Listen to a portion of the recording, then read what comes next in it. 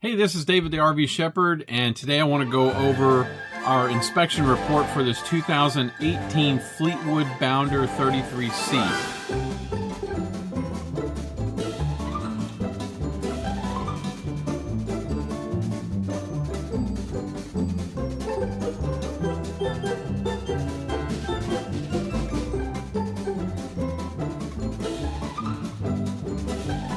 This is a gasser. That's a front gas engine. It's a Ford Triton V10, and it is this particular unit was really I was just really surprised at how clean the exterior was, considering that this RV is actually stored outside.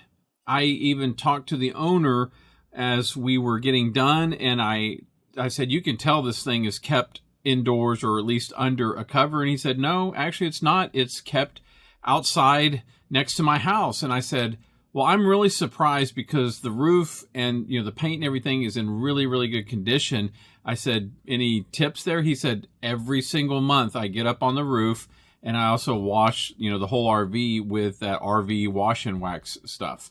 He said, so I just do that every single month. And we're in Florida and it's hot and there's a lot of sun exposure and things like that. So I was just really impressed with how clean the exterior of the the roof and the sidewalls, the paint condition and stuff. You can probably see here the picture if I can click on it right.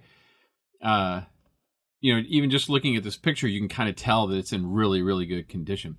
So let's get into this report and see some of the details. I always like to start with the roof. The roof was, again, like I said, was in really good condition. There was a little bit of mildew on this air conditioner shroud. The rest of this that kind of looks like mildew really isn't. If you zoom in on this antenna right here, what you'll see is that it had actually been raining that morning, as in it rained on us that morning. Most of the roof was great. There was this one section, and I see this a lot in RVs where the front corners. So this on the top left of your image is the front end cap. The right top is the roof. And then down here below, like where my face is the sidewall. So you got three things coming into conjunction here: the front end cap, the roof, and the sidewall all come together on this front joint. And right here, there is some second generation sealant, is what I call it. This looks to be silicone. I couldn't verify 100% for sure. So in my report, what I said was, be sure and check this, because typically silicone is not used on RV roofs. Sometimes it is. But typically, it is a product either like ProFlex or another product called Dicor. It doesn't have to be those brands, but typically that type of product. And this looked and felt like silicone, but it was adhering to the RV pretty well. And so I just wanted to note that for the prospective buyer, who is my client, that one, it looks like there's some, I call it second generation sealant, meaning there's the original sealant that was put everywhere, and this is a reapplication of some new sealant. And the fact that it looked like it might have been silicone, so he might just want to keep an eye on that going forward. I see this a lot. It's honestly kind of frustrating for me that let me put this full screen.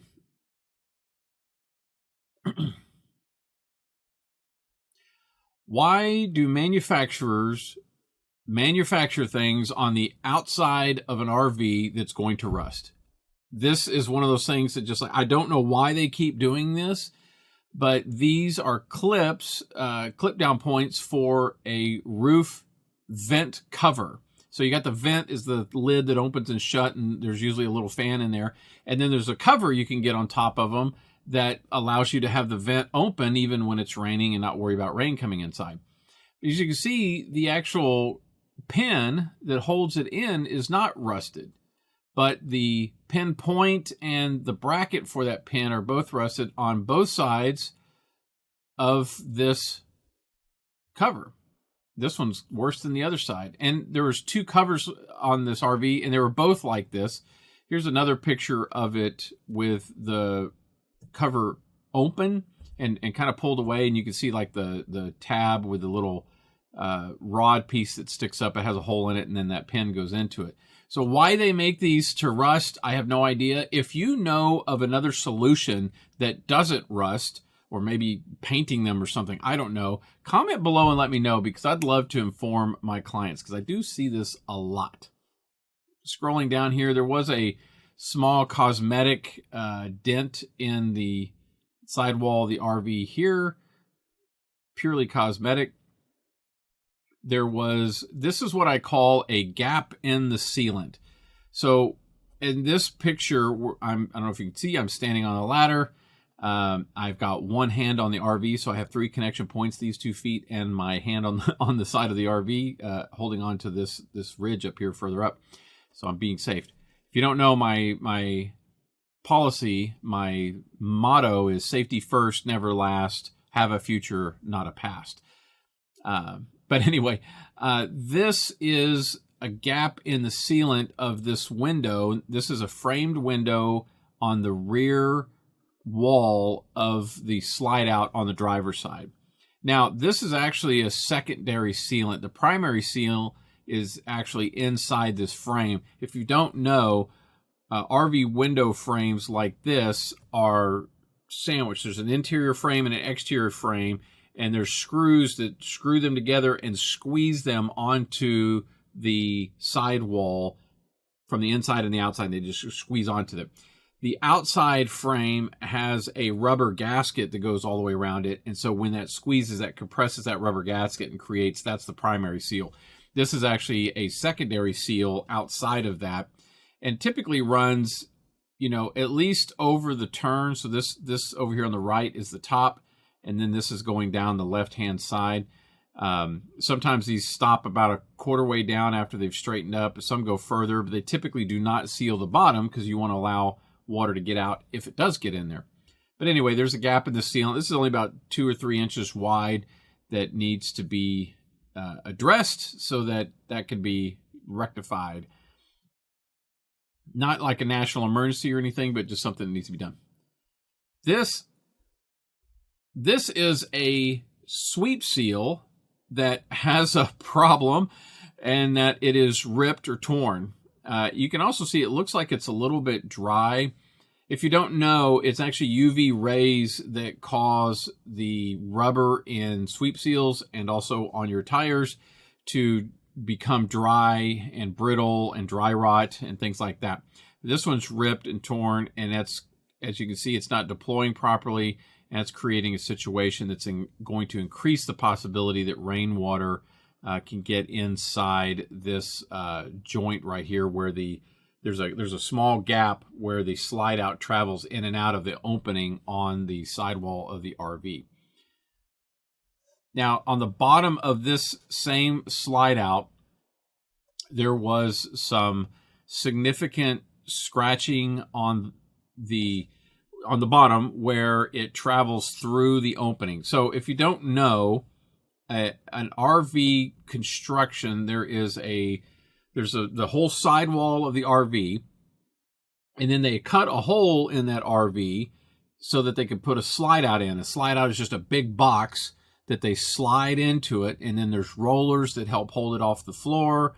And there's some kind of mechanism, whether it's a hydraulic piston or it's a rack and gear system, that pulls that slide out in and out.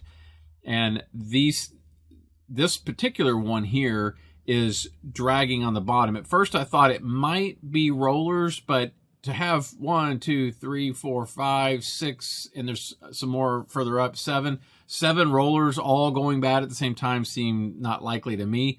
What I think is most likely the case on this slide out is that it needs to be aligned up just a quarter of an inch, maybe a half an inch. There's not a lot you can do there, but on this particular bracket right here, see if I can zoom in a little bit. You can't see it very well, but there's screws right here, bolts that you can loosen. I would have this done by a professional, by the way, that you can loosen, and there's a little bit of a slot there, so you can slide it up or down to align it better to get this slide out to clear this bottom ledge, because what it's doing is when it was coming in and out, you could hear it even squeaking as it's basically here's the bottom of the opening on the sidewall, and here's the floor of the slide out, and it's scraping up against it as it's going in and out. And you can feel it. The bottom of this it's metal, it's painted kind of like a powder coat type paint, but where it is scratched off, you can rub your hand across it and you can feel these little ripply marks where it is just kind of been gouging it. It's not super deep, but it's not going to get better over time. It's only going to get worse. So something to think about if you have that issue on your RV. Tire. Let's talk about tire dates. I talk about these all the time. On your tire, there is a whole list of codes at the beginning of this. On the left, it will say DOT, as in Department of Transportation. But towards the end, you're going to look for a 4-digit code like this, 2317. You even have it blown up, although it's crazy blurry. We'll stick with the original.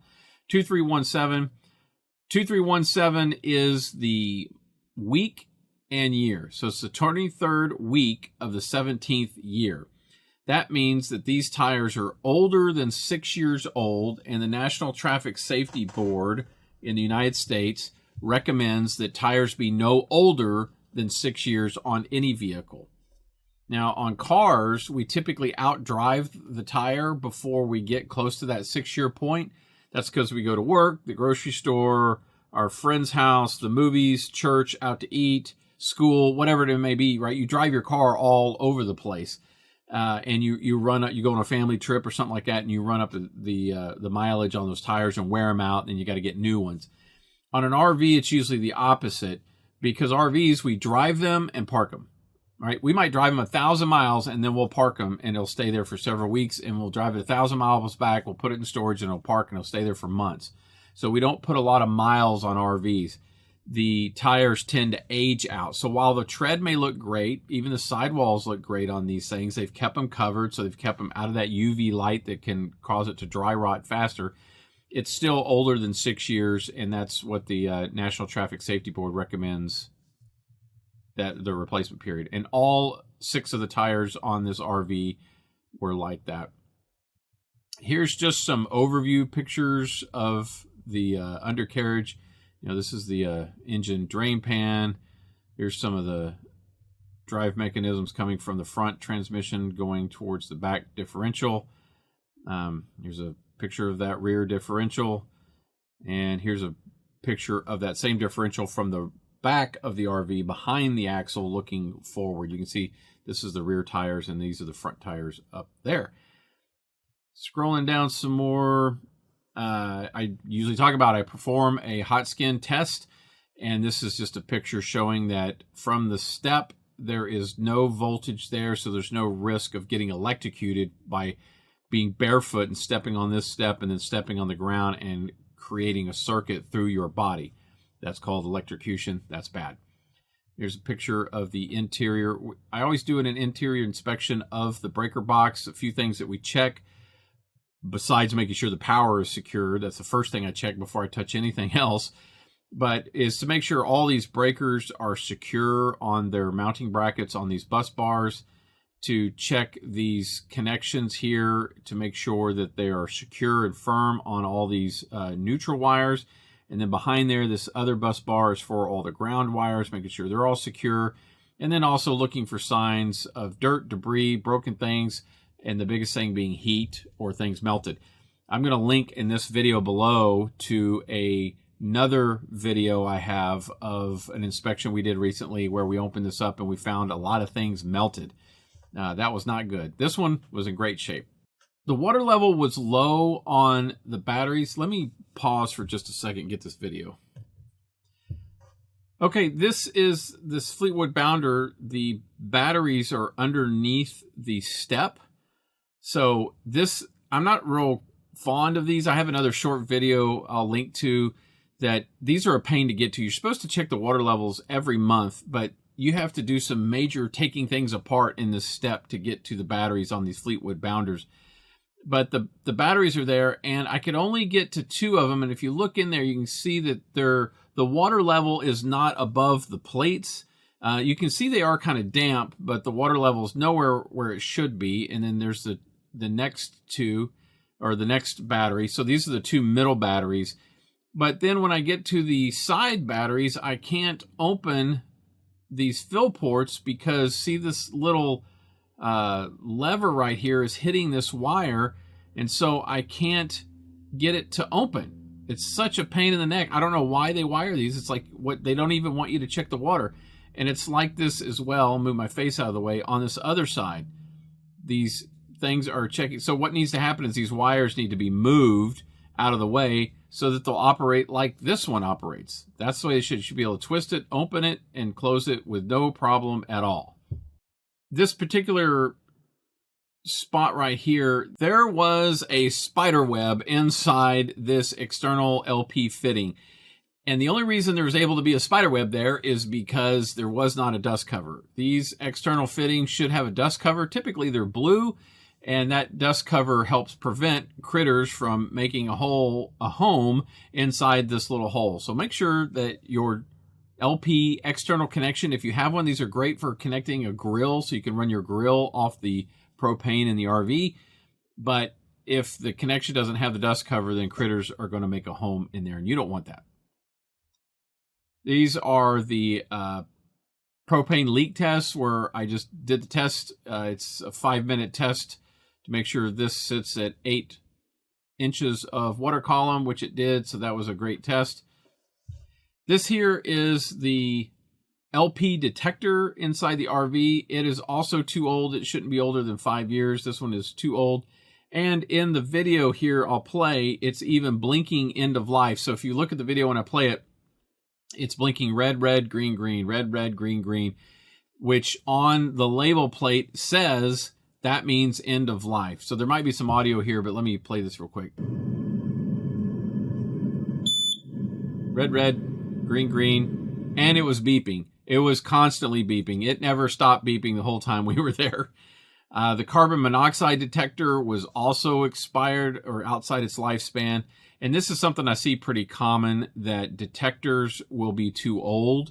A lot of people don't know they have a lifespan. So 5 years on LP and carbon monoxide detectors, 10 years on smoke detectors. So keep that in mind. Check your RV out. I don't want any of you to die. And then let's see. Oh, the ice maker. I cannot tell you the number of RV refrigerators that the ice maker does not work. It's more than half of them, but so frequently we get in there and the ice maker just will not make ice. Sometimes the water shut off. Sometimes most of the time it just doesn't work. When it doesn't work, it's just that it doesn't work. I don't have any corrective measure for that, but just to know that it's pretty common that RV refrigerator ice makers do not work. Don't forget to clean your vent filters for your air conditioners. The more you clean them, the longer and better your air conditioner is going to last. So get those vacuums out at least once a month and vacuum those air filters. This was a small piece of just trim that had kind of broken away a little bit. And it looked like this door was, I think it was open at this point, and if it was shut, is out of the way. But anyway, it looked like just maybe people's feet had caught on it a few times and kind of pulled it out. Also really minor things like this is a transition tape for like wallpaper, where there's a joint to the wallpaper and they have this little piece of tape that's the same pattern as the wallpaper, but it's coming up at the end, and that's right over the bed right there. There's my wife's finger. This window would not open, so this is right by the dinette. There's one big window with 2 glass panes. The forward window would open just fine, but the one to the left would not open at all. There was a small smudge scrape mark, whatever you would call it, on the floor right in front of the refrigerator. It's not a big deal. The carpet was buckling a little bit on this corner, just showing some wear over time. And let's see what else. Oh, the hose for the shower, this metal thing that covers the whole thing had broken up here by the shower head and had just slid down. So the hose to the shower head was working just fine, but the little metal conduit that it runs in had died, had become disconnected. One thing about RV inspections is we can only inspect what we have available to us. And in this particular case, there was a table. There is a table that mounts between the passenger and driver's seat, but that table was not here. I texted the owner and asked him about it, and he said, "Oh, I'm sorry, it's in my garage." So I just told our client, the prospective buyer, just something you might want to check if that's important to you before you finalize the deal. Make sure you've got the table. And other than that, everything worked well. The last thing would be the TV. The outdoor TV we could not get to turn on. It had a light on it indicating that it had power, but the TV would not turn on. There's a radio in there. The radio worked fine. I even put new batteries in the remote. There was no buttons on the TV itself, so no way to manually use it. You had to use the remote. And I changed the batteries out. It still didn't work. I even got my multimeter out and tested the batteries for proper voltage, and they were fine, and it still didn't work. So maybe the TV's dead, or maybe it was one of those things where you had to stand on one leg and use your left hand while you're operating it to get it to work. Well, that is it for this 2018 Fleetwood Bounder 33C. Again, the big takeaway from here is that the owner took great care of it by washing and waxing, by using that RV wash and wax every single month to keep this RV, at least on the outside, looking really, really well and to keep that mildew off of the roof of the RV. The big things in here was the slide out. The bottom of the big slide out on the driver's side was scraping, and so that's something that needs to be adjusted to prevent that scraping. And then the tires all being over 6 years old, older than the National Traffic Safety Board's recommended lifespan, and therefore this thing's going to need 6 new tires before going on any extended road trips. At least that's what I would do. Hey, I appreciate you coming along. If you got any comments or questions, I'd love for you to post them below, and I'll take care of answering those. And I'll talk to you next time. Be sure and like and subscribe for more educational RV videos like this. I'm David. We'll see you later. Bye-bye.